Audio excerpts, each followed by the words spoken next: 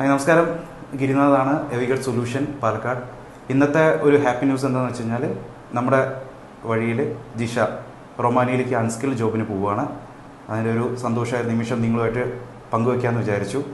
അപ്പോൾ ജിഷയ്ക്ക് എല്ലാവിധ അനുഗ്രഹങ്ങളും നൽകട്ടെ പ്രാർത്ഥിക്കുകയാണ്.